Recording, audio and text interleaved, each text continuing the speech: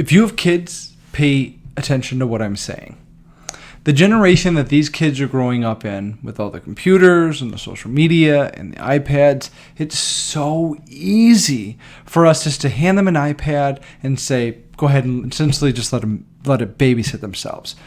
It's not the same as it was with the cartoons that we had growing up, because with all the stuff that they have access to, like YouTube, all these kids are growing up on YouTube, they're seeing things that it's just not regulated, and we may not know exactly what they're watching, especially if it's a regular YouTube and it's not YouTube Kids. The reason that I'm saying this is that because of this generation growing up right now on the iPads or on the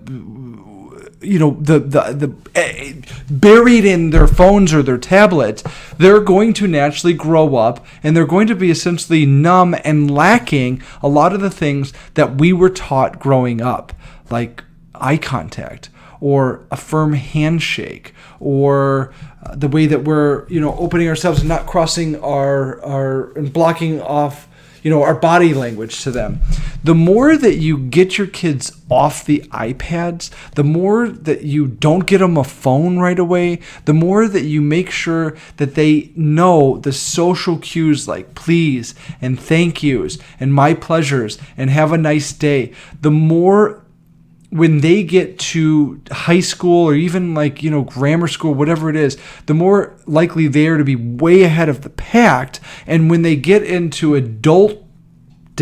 that's not even a word, but when they become adults, the more likely they are to have a competitive advantage and the easier their lives are going to be. So especially with this day and age where it's so easy to just hand your kids off to the iPads, be really careful